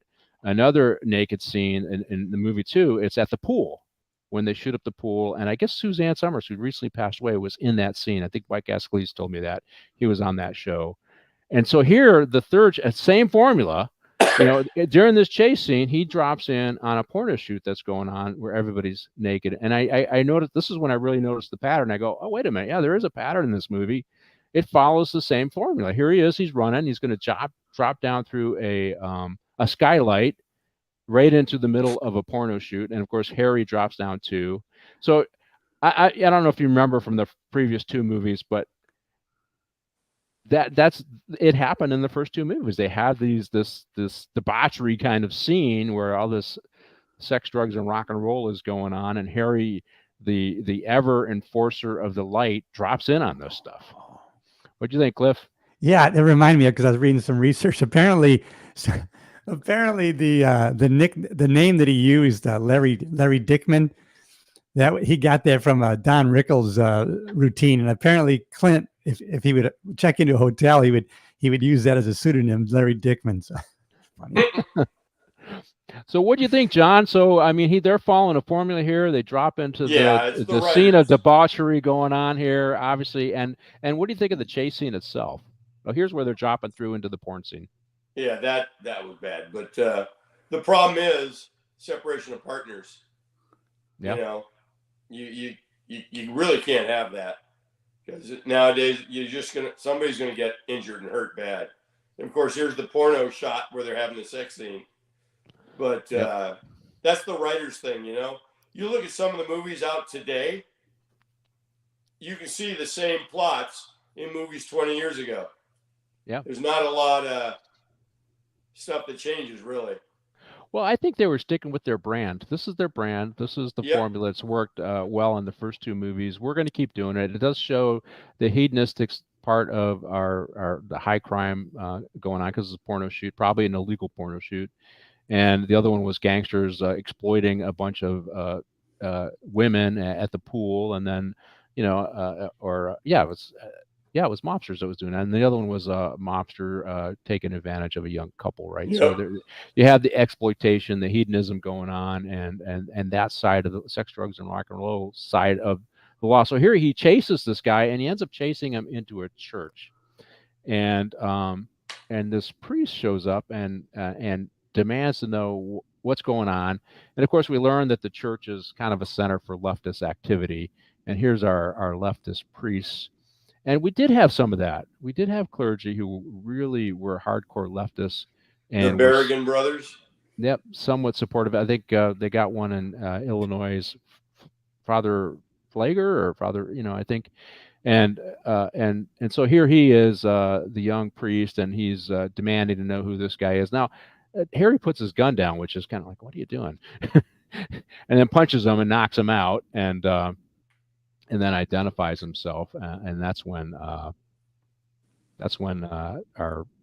his partner shows up, out of breath, but she shows up, and with the bag that contains the bomb, right? So first of all, let's talk about the chase scene. Cliff, great chase scene. I thought it was maybe not quite as good as Popeye Doyle. His was a car scene, but this was a good chase scene. What do you think? It was a good chase scene. Yeah, like you said, not one of the best. It reminds me of one of the best, of course, is in San Francisco with what was it, Bullet? Yes. With, but it was good. People love a good chase scene. I mean, it's just very, it's like watching a high-speed chase today, right? It gets people get into it. Well, I could tell you, I was working West Hollywood, and there was a bank robbery, and I want to say it was 26. Now, I used to be a runner. I don't look like it now, but I could bench press 300 pounds, but I could run, forever. And these civilian guys saw the suspect. It was right on Melrose Place there, where it branches off, and I'm thinking, oh great, there's a car in the area. They see the suspect, and I'm there. Oh, there he is. And so I figure I'm going to bail, start chasing the guy, and I'm thinking, I got a couple guys behind me. Well, they're civilians, and so I'm, as John says, now I'm by myself chasing this guy who alleged to have had a gun. He actually used the whole note thing. I have a gun. Give me your money. And I ended up chasing him for like 3 blocks, but I was young and in shape, and he was a young black guy, but he was a smoker, And so I was gaining on him. And I just kept saying, I'm going to catch you. I'm going to catch you. And I caught him. But hey, that was when I was 26. I couldn't do that when I was 36 or 46. But so it was a good chase scene. It kind of reminded me of my own little chase stuff. John, what'd you think of the chase scene? It was good. It was fun. Yeah. Also, it built in the whole what's your 100-yard dash kind of thing. Built that in as well, right? Yeah. So it was a good scene. And are you going to go back and watch to see Meathead now? Yeah. Yes. I didn't realize it. I'll be damned. So I got somebody who says, what part of West Hollywood I stayed at the Ramada back in 2006? Was I had Ramada was up on Sunset. The Ramada was up. So this was Melrose Place. So this Melrose Place is adjacent to Beverly Hills, and it's help me out, John. That's kind of the east, northeast kind of area, I think, and where Melrose Place is at. So it's off Beverly and Melrose Place. So it's not very far from the Ramada. I think I was. Let me try it. I think I left West Hollywood before 2006, so I would not have had a chance to enforce the law against you, FKHC 2005. Not sure what your moniker means, but all of us worked West Hollywood, so we would have been all over there. Now we used to get dope dealers and prostitutes out of the Ramada as well. So, hopefully, you were on the business side where all the businessmen were at, I'm sure. So, anyway, so it was a great trace scene. I do like the fact that she ends up, and of course, this is one of the things where he says marvelous. She arrives. And she says, that's right. Marvelous, right? And so, anyways, go back and watch and see if you can find meathead. And somebody says, hey, after the scene, they talk about her. I think he's back at, talking to the bosses, and they said, you really need to go easy on his partner. Now, I'll write the quote down what he said. Well, she wants to play lumberjack. She's going to if she wants to play lumberjack, she's going to have to handle her end of the log, right? So I've never heard that before. The only time I heard that was in the movie. Is she's going to play lumberjack. She has to handle her end of the log. What do you think, Cliff? I've never heard of that, but that's a great saying. I like that. I didn't catch that quote. That's good. Well, so, and they're doing their investigation, and they end up meeting up with Big Ed Mustafa. They find out that's that this guy might have some information, and it's from this guy that they learn who the bad guy is, who Bobby Maxwell is, and it reinforces what DiGiorgio told them. And then Mustafa is supposed to help him find this guy, right? And and he's agreed to work with him. He goes behind the door. I like the scene where all the guys up front in this barbershop are harassing our female partner, and then Harry. So again, even the criminals are sexist. No, you stay out there. I just want to talk to the man, kind of thing. That's how I saw that scene. Oh no, we don't need any ladies here. We want the real man back here to talk to, right? And so she's stuck out there talking to these guys, and not that I think anything would have happened to her, but she and Dirty Harry goes back and he makes this deal with Mustafa. Hey, you know what? I won't turn you in for all the stolen property you got back here. I won't get the rest of the department focused on you if you help me find this guy who's, is not even part of your team, and he's giving you guys a bad name anyways. And so that's the agreement. And then of course, what does our climber do? This is the captain. I called him a climber, and we'll get into that. What does he do? He arranges a raid of Mustafa and his. I forget what name they call them. They didn't call them the Black Panthers. They call them the Uhuras or something like that. Uhuras, yeah. Yeah, the Uhuras, and they go and do this big raid. And let's see. I got a comment. Let's see. Was there in L.A. a 2006 during G-Day, L.A.? What's G-Day? FKHC stands for Hockey Club. Oh, okay. And North Melbourne Kangaroos, my favorite Aussie rules football team, played a game at UCLA against the whatchamacallits, the Sydney Swans. My team won. Oh, well, good for you. John is a former. John, did you play collegiate football there for a little while? Yeah, at UCLA. At UCLA. Wow, that's amazing. 1 year. So they beat the shit out of me. I said, I'm done. Man, that must be tough. Holy jeez. And he was a boxer too. So John's a glutton for punishment. He figured out. I'm a glutton for punishment. He's going to get out of the ring and get into school, and got a couple of master's degrees as well. So he makes a deal, and then of course this captain arranges a raid on Mustafa and ruins the whole thing, and then sets up everybody getting an award. And of course he wants the award to go to Callahan and his female partner for optics. So I called the scene the mayor scene. So go ahead and bring that scene in. And all I could think when I saw this scene was the captain there is just he's a suck up. He's just trying to advance his career any way he can. He's not really worried about right and wrong. It's about stats. It isn't about solving the problem. It's about self-aggrandizement. Hey, this guy's a smart guy. I think the mayor kind of says something like that. We need to keep an eye on him. And he's just promoting himself, and he's doing it in these underhanded ways. So he's just making a big splash. And all I could think of is we've all worked for somebody. Oh God, yeah. This, right? They were all about themselves. It really wasn't dealing with the core issue. And so we've seen these kinds of climbers all the time, right, John? Oh, God forbid, yeah.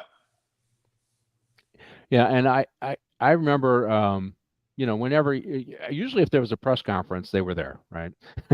Yep. Here's some of the other things that you saw, Matt. You always, I went to retirement parties, people I knew. I didn't just go to retirement parties just to go to retirement parties. But you saw a lot of these climbers. They're going to be at the retirement party, right? They're going to be golfing all the time. I didn't golf, so I didn't golf, right? I wasn't a golfer, so I wasn't gonna work my way through the chain of command golfing with the right people. That just wasn't me, right? So we saw guys like this all the time, and Cliff, so you worked for some guys like this, right? Probably somebody at personnel pushing you to make sure they had the right pencils and the speech was right, for the comments for the sheriff were right, and right. This is what you saw. That's why you were frustrated at personnel, right? Yeah, I was frustrated by it. Yeah, it's because that was being, like you were alluding to prior, that was being used. The division was being used as a stepping stone to go to other, and literally a stepping stone, right? So you were kind of encouraged to be stepping on people to make your way up, and I couldn't really handle that. But it was kind of it was. I think it was pretty rare, but it only takes one or two to really cause a lot of. The power of one is pretty powerful when you're breaking stuff. Yeah. Absolutely. But, a lot of guys had to go to the retirements, but also the Sheriff's Day, when they always have the comic. We had Red Buttons. I went there, and Red Buttons was freaking hilarious. I mean, he roasted the sheriff. He roasted everybody. But you got to be seen there, and you got to talk to people. And I didn't like playing that game. Yeah, I don't know if I told this story before, but I got a call from the sheriff's driver from Baca, and he says, I don't know who you are, but Norm Crosby, he canceled on the sheriff's luncheon tomorrow, and Baca said you would fill in. I go, okay, I'll be there. So I had to go and do a comedy routine there at the sheriff's luncheon. Luckily, it turned out. Never got promoted. Yeah, exactly. No, I did actually, and it was funny. I came up with a line. I never wrote this line, but it was like I just came up with it at the time. I go, you know what? In California, we have a lot of fires. We got a lot of earthquakes, but last week we had a landslide that we loved. The re-election of Sheriff Baca, and everybody went crazy. And, oh my God, it just had to come into my head, Well, he arranges this press conference because he's a climber, and you're right. I was reluctant to go to those, Johns, but you kind of, well, when you become a captain, it's like, well, do you guys have a table? You get pressured to make sure you fill a table. Yeah. And every now and then, buy a table with 10 tickets. Yeah. I would just, because I forget what the cost was, and I would just buy the table and take my staff, right? And because I wasn't going to make anybody pay. And so I just handle it myself. But I was working with guys. There are some really cheap guys, and I know John used to accuse me of this all the time. But you'd have some guys that were working who were making a lot more money than a captain, and they were collecting money on who's going to, okay, it's $25 for a seat at the table, and the chief wants you to go, dude. Just pay for it, right? I mean, don't ask them, just pay for it, right? I mean, what is it? It's $250, right? And I will say, I went to this. I took my staff to remember that speaker series, John. I don't know if I took you to it, but it had like George Bush's wife. I can't remember. Was it Rosalind Bush? And it had all these speakers, these conservative Republican speakers. At Universal? Was it at the Universal? I'm trying to remember. It might have been there. And so I took my whole staff. You could take your staff for like $10. And then they had to come on for you to try this investment strategies that they had. I don't think so. I took the day off. Yeah, I took all of them, and they loved it. But I did that for a couple years. But yeah, you had to be seen at these things, and that's what I thought. And the great thing about our female actress here, our female cop, is Harry is disgusted. He walks away. She's disgusted, and she walks away as well. And she's understanding a lot more about Harry. He doesn't want any of the bull here. He just wants to focus on catching the guys, and this stuff is wasting his time, So and she likes that, and she recognizes that, and she understands that. That is a Daly. We got a fan who says that Peter. Yes, that is. Daly, That's who she is. Yeah. She paid, and Cagney and Lacey, and it was. Yeah, it was Laura Bush. That's right. We got the comment. Laura Bush, Rosalind Carter. Yeah, it was Laura Bush, and who was the general chief of staff? I forget his name now. And who else spoke at one of those is who's the Olympic swimmer Phelps, he talked about training every day to be successful every day, even when you're sick, for 5 straight years to win all the gold medals that he won at the Olympics. So it was really interesting because it talks about commitment Was and that leadership. the thing at the stadium? Yeah. I did go to that. Yeah, you did. I did it 2 years in a row, and I think I look, and they teach you how to invest, and so I did that, a little bit of that, but most of the people didn't do that. But it was worth it because you got a chance to hear some really successful people, highly successful people, good leaders talk about what leadership is all about. And those are the kind of things I like taking my staff to. And they really, it's funny, it was, I was working for somebody at the time, and he says, do you have room for me and my secretary? it was Dan. And I said, yes, I do. I knew he would ask. So we took him and his secretary. So anyway, she's disgusted. And of course they have it out here. He tells him he can take his 7-point suppository. So he's relieved of duty, but he's still going to keep doing his investigation, right? And of course, not long after this, we get into the kidnapping of the mayor. So just roll right into that kidnapping of the mayor scene, Martine, after this one here. And this is the part that reminds me of Patty Hearst, right? right. And Aldo Moro, I mean, I don't know if you're familiar with the case, John. Aldo Moro was, I think, the prime minister of Italy. I think he had left office, and then he had been kidnapped by the Red Brigade. Yep. And they murdered him. I want to say he was found in the trunk of a car. They ended up murdering him. And I think the Bader Meinhof gang were targeting business leaders. And they murdered, I forget, I can't name it the company, but they murdered this. If I can remember the company, everybody would recognize it. But then also, I think Heineken was kidnapped by some gangsters and things like that. So there's a lot of these leftists that were willing to do whatever it took, and if that meant kidnapping, killing, they're willing to do it. And so in this scene, they set up the mayor and they kidnap the mayor. And I think one of the other things in San Francisco that we ought to bring up is there was a guy named George Jackson. You remember George Jackson? I think he was the head of the Black Gorilla family, right? And he was in custody, and his brother tried to get him out of custody, and I think he took was it a mayor hostage or somebody hostage, and they ended up killing the guy in this failed attempt to get George Jackson out of prison. And Jackson ended up trying to escape attempt, and he was killed during that attempt. So this is what was going on in the 70s, and you see a little bit of that going on with the leftist terrorists today, and that's what they are. They are terrorists. So they do actually kidnap the mayor, and they kill his bodyguard, and they kill his aide. All these guys have an aide that tell them what to do. They raise the drawbridge to stop the car. They kill that guy too. So they're killing everybody. They're not, this group. And here's our guy Bobby Maxwell, and he ends up using the law's rocket and blows up a truck behind him. I imagine killing the truck driver as well.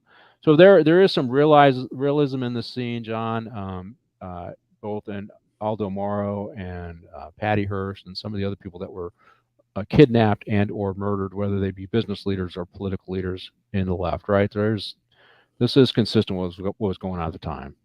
Yeah, Bader Meinhof, they abducted a guy that was an SS officer during World War II and was a German industrial capitalist, and they ended up killing him. I had his name. I can't remember it now. Yeah, I think he was in charge of, or he had control over a major corporation. So, Cliff, is this new to you? Have you heard any of this stuff before? I mean, obviously, this is stuff I read up on years ago when I was. Yeah, that's new to me. I hadn't heard about him. I'm ignorant to that. Yeah, it's interesting. It's almost worth doing a show on 70s leftists. Are we revisiting the 70s leftists? I mean, and the connection with some of those leftists to today's politics. I mean, you have Robert Ayers, I think, in Illinois, who was a big supporter of Obama. With him. He was part of the Weather Underground. Yes. Yeah, and a lot of these killers, they get out of prison and suddenly they're adjunct professors at some college. And you can see what's going on today. Bill Ayers.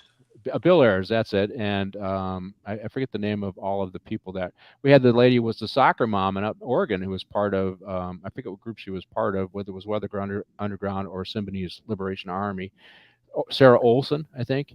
and they finally got her. So these guys all came from well-to-do, middle-class, upper-middle-class families. A lot of these, and I think all way left. Yeah, I think we talked about in last podcast. Up where my island is where Abby Hoffman hid out under a different name, and so he started some, Save the River Foundation to kind of I think he was hoping at the time to gain some support so that when he came out with his real identity, he wouldn't go to prison after starting the riots in Chicago, I believe. Yeah. What they call that? The Students for a Democratic Society and the Chicago 7 or something like that. Yeah, that's right. Yeah. So just go ahead and roll into Tiffany's. And so the mayor's been kidnapped. Harry's been given I think he's back to work now. He's been pretty much given carte blanche to find these guys because the mayor's been kidnapped. And of course, they want $2 million. And he goes we go back to the seedier side of life that these guys intersect with, right? And a lot of the people in this gang were either pimps or former prostitutes who've been radicalized, which is not unusual. We get people who go to prison and they get radicalized. They get people on the fringe. Yeah, and well, we dealt with that after September 11th. There were people, and I kind of touched on it regarding the attack in Madrid. People get radicalized in prison, and these are people who are willing to do things, right? They know how to do things. They know how to do criminal stuff. And so these guys are radicalized, and that direction from DiGiorgio and from Mustafa leads him to Tiffany's. And this isn't the Tiffany's where this isn't it's a Chicago 7, aka Justice League of America, right? But this isn't the Tiffany's where you get a ring and a watch. This is the Tiffany's where you get a blow-up doll and instructions on how to have sex with the blow-up doll. And he's looking for a particular person who's part of the crew to lead to everybody else. And of course, he's disrupting it the way Harry does.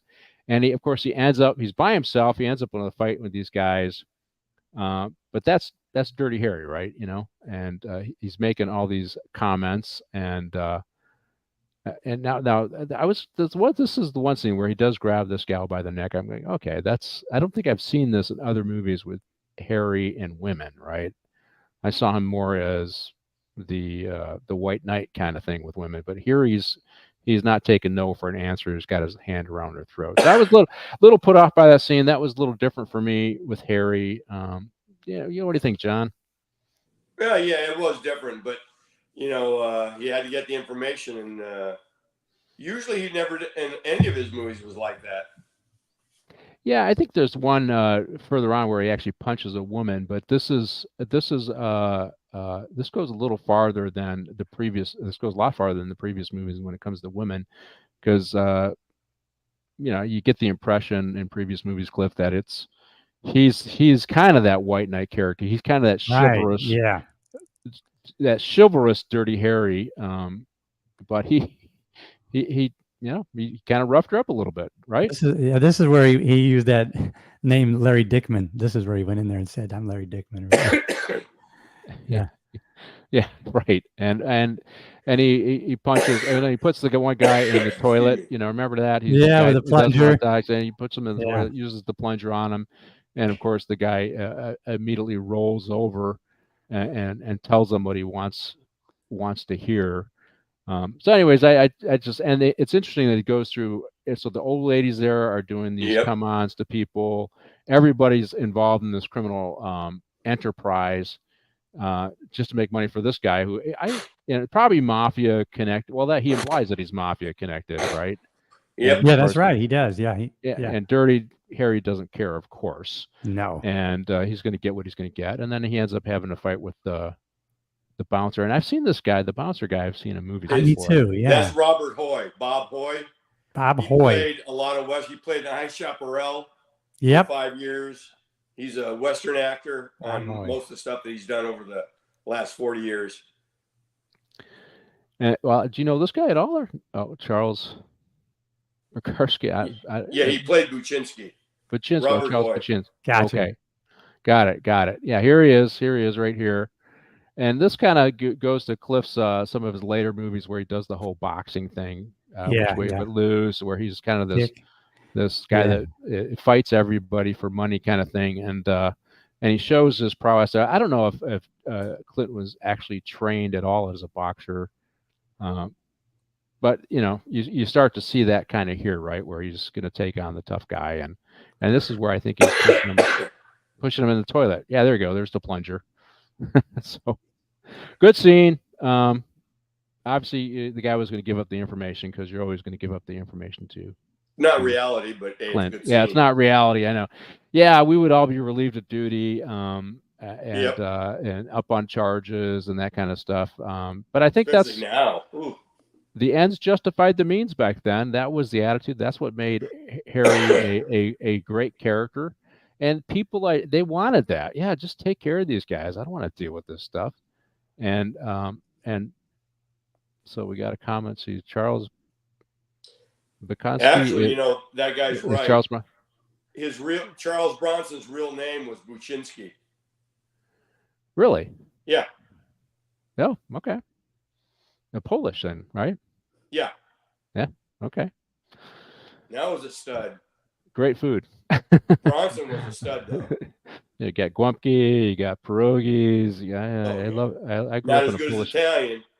Well, I mean, I grew up in a neighborhood that had German, Polish, Italian, and Irish, right? And of course, I'm Irish. I ate all the other food because it was better, except for corned beef and cabbage. Now, corned beef was good. I liked corned beef, but we had the Anticellas down the street. They taught my mom how to make spaghetti and meatballs. Fantastic, one of my best things. And then the Polish ladies taught my mom how to make pigs in a blanket, or gumpki, which is also fantastic. Mm-hmm. And then I married a Polish lady. She's upstairs listening to the show, and I'm in pierogies with her. A little bit of sour cream or a little bit of garlic. Pierogies are like raviolis. Yeah, they are a little bigger. Little.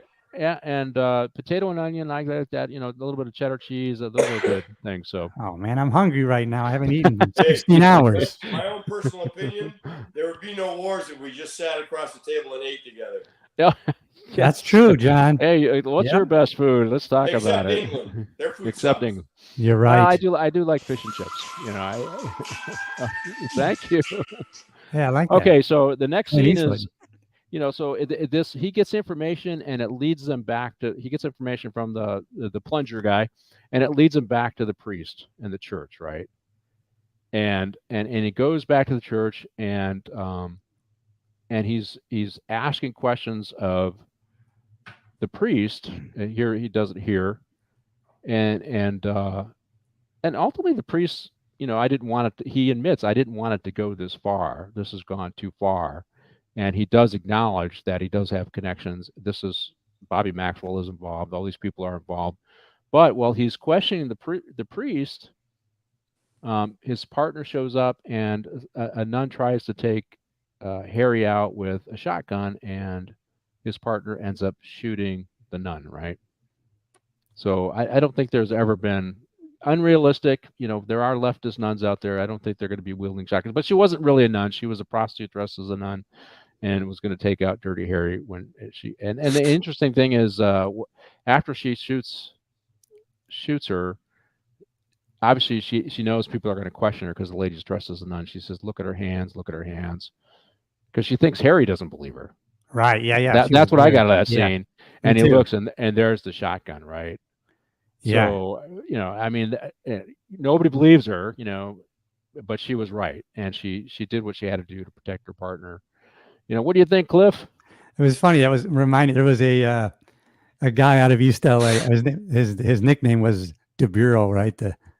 The donkey. But anyways, that was just like his mantra. Watch the hands. Watch the hands. It just reminded me of that guy. And that's what she was, panicked about. Hey, look at look at her hands. She has a gun. She was very panicked about. I had no choice. I had to shoot her. Right. And John, what do you think of the scene? We have. You're Catholic. I'm Catholic. We do have some of these leftist Catholics who were supportive of this stuff, and are today, for that matter. Our Pope today is leftist, but yeah, that's right. Unlike John Paul, but back in the '60s, you had the Berrigan brothers that were very left and were stealing information. Which I'm not going to say whether it was good or bad, but about how we were lying about Vietnam War and stuff like that. And different things like that. The Berrigan brothers, there was another priest also that did something like that. and they should have been tried as traitors. They were, but they were all non-convicted. Yeah, it's pretty hard when you're going to go up against the Catholic Church, even when they're clearly leftist, because the Catholic vote is so large. And John Paul was conservative. He did take the church to a much more conservative thing. I don't think our current guy is as left as you think, John, but he's definitely much far left than he's socialist. John Paul. You think so? Oh yeah. Yeah. It's John Paul. John Paul fought the Nazis, and then he fought communism with Reagan. This guy allows Muslims to give a mass at St. Peter's Basilica. He talks about left issues. He doesn't talk about conservative issues. I'm sorry. I got no time for that guy. Well, as I'm going to visit Father John, you know who that is, John. I just talked to him yesterday, but his comment would say that the Pope is pastoral. I mean he's tending to the flock. That's the way he kind of sees it. But he also sees that the flock is more inclusive than just Catholics. It should include everybody. So I think there's I'm a little mixed on that. I don't think I see it as far as you see it, but I mean, because if you're ever going to convert anybody, you got to bring them in, right? If you're ever going to get them to listen to what you have to say, you got to bring them in. And so, anyways, but she is. I'm more hardcore than you. You're more middle of the road than I am. I know. I'm a social moderate, but a fiscal conservative, and there's and I'm more social moderate not because I believe in a lot of them. I just don't want to fight over some of these things. I want to focus on what we can do to get things done right, and so that's kind of where I see myself. And I know that there's people a little more farther right like you, but and I have more kinship with you than obviously the left, right? So after she shoots him, they get information. They find out that he's on Alcatraz, the Rock, which is a big part of this movie, in my opinion, because it is a star in its own right. Alcatraz, Al Capone was there. A friend of mine actually used to swim. I don't know if he still swims from San Francisco across the bay to Alcatraz. He did this swim. Yeah, they used to have that swim. I wonder if they still do it. Yeah, they still do it, and so you have to swim there. And I forget how far it is. And he makes it on his own. Of course, he wears a wetsuit. I was there, God, like 30 years ago, and they were running that race, and I saw these guys in wetsuits going to jump in the water and do that, and it looked way too cold for me. The water was way too cold. I had no desire. They got to put, what do you call it, Vaseline all over their body. Yeah. In a wetsuit. Yep. Ooh. Yep. But they take him to. So I wanted to. So they go to Alcatraz. That's where the bad guys are. That's where the bear is. And Harry's not going to wait. His partner also goes. Now, did you see what gun she was carrying? I looked like the 2.5-inch Smith & Wesson 357. Yeah, that's what it looked like to me. And which is what I carried. I liked it because it was still had a nice punch, and it had, the recoil wasn't too bad, and I could still shoot well with it. It was better than I liked it better than 38, even though you could only carry 38 loads. I just liked it. It was really. I carried it. 357. The 357 2.5-inch. I carried that when I was a detective before we went to the 9s. So I was a detective before we went to the 9s, and was it 93? Went to 9mm, the Berettas. And I recognized her gun, and I liked her gun, right? A little earlier than that. Yeah. A little. Yeah, I got mine in 89. I was going to say 89. Well, they took a couple of years to get everybody, but yeah, 89. Yeah. I was one of the last ones. I was detective, so they were sending patrol guys first. Yeah, so patrol had it first. Yeah. Model 66 357 that I carried till we went to Berettas. Till you went to Berettas, yes. I did get a 2-inch for my backup. But they go to the Rock, and it's just the two of them. And of course, I thought this was a little unrealistic. They're chasing these guys around and they got, looks like AR-15s or M16 rifles. Rockets. And Harry's got his 44, and she's got her little 357. And I'm thinking, okay, they're clearly outgunned, right? Oh, yeah. Right. And of course, I think Harry kills someone, and she kills a couple, and then she ends up saving the mayor. And she's trying to lead him out. And as she's leading him out, I think it was Bobby Maxwell, or no, it was somebody else that was going to shoot to Harry, and she warns Harry, and then she ends up getting killed herself in the movie. and which was probably not all of his movies. I mean, Chico did not get killed, and I think that was the first movie? I can't. Oh no, the first movie was he had a black partner, right? And second movie had Chico, right? Or no, that was I can't remember which partners he had, but they all survived until her, and this was the first time his partner passed away, which was probably, in terms of the storyline, the female getting killed, sacrificing her life for a partner, probably fits with what the message they were trying to give. What do you think, Cliff? Yeah, I think that's what they were trying to show there. It was interesting. Well, his first kill there on the island was with the fire hose. I like that one. Yeah, that was, and and in all the movies he does do something a little different in each movie to take out a bad guy, right? And I mean, even well, I mean, he did use a gun with the hijacking, but it wasn't his gun. He took a gun off beat the hell out of one of the terrorists and used his own gun on the bad guy, right? So little unorthodox method, different. So what did you think of the scene, John? That the plot part, that she has to that kind of die to unfortunately to bolster the message about women in law enforcement. I knew that was coming, but it was acted well. But a little unrealistic when you've got maybe he's got a couple speedy loaders, but he's got maybe 18 rounds versus 250 rounds. But the blonde guy, Bobby Maxwell, I did some research for you. He had died of stomach cancer about 9 years later. Oh my God! Okay, that's why he never. He came out. He got off the stage, came out to L.A. to become a star there, and had that. That was his first thing, and then he died 8 years later. Yeah, shit happens. Crazy. Shit happens. The scene was a little over what I would have waited and gotten a whole hell of a lot more people, right? Including helicopters and gunships. Right, and that's why I guess he's Dirty Harry, right? And Martine rolled right into the next scene. Bobby Maxwell after this scene does because this is the final the big finale here. So here's the guy getting blown off the watchtower with the water cannon, and then Clint is taken out. She's taken out. See, there's her. That looks like that's a 357, don't you think? Right, the 2.5 inch. They just showed her gun there, and see, I don't know if I would have followed this crazy guy.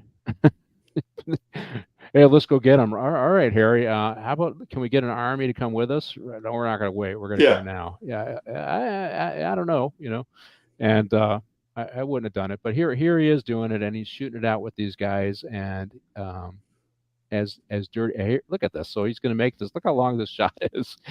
That's a hard shot to make with a. Hey, that's shot. Dirty Harry, mister. Yeah. Clint Eastwood can kill everybody. I know.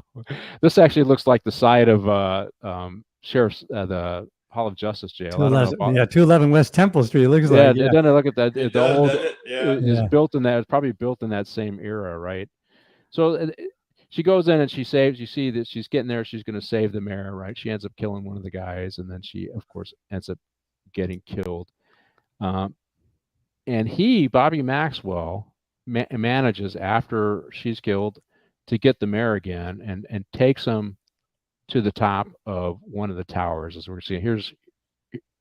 Here she shoots the bad guy here, right? And it was funny because he mocked her. What are you going to do? Yeah, and that's right. Yeah, and that's the same, masculine. What are you going to do? You're just a woman. And then she, of course, does what she has to do. She kills him, and then gets the mayor, tries to get the mayor out of there before she, and saves her partner, is then killed. But Bobby Maxwell does end up with the mayor, and he ends up. See, are you kidding me? He's mocking her because she's a female, right? But he ends up with the mayor, and he takes her to the top of one of these towers, and of course the Laws rocket. They didn't have SWAT teams then. Comes into play, yeah. Well, you're right. They didn't have SWAT teams, but they had people that I think they probably had people who were capable, former military guys, right? I would have sent Sean Connery and Nicolas Cage to get the mayor. Yes. That was a great movie. That's a great movie. Yeah, that was great. The Rock. Yeah. The Rock. Yeah, that was a great movie. And terrorists again. This time, right-wing terrorists taking over the Rock and blow up San Francisco. But yeah, Sean Connery, great actor. We'll have to look for. I got to do The Untouchables. I think is what I got to do. You got to do The Untouchables. He was great in that movie.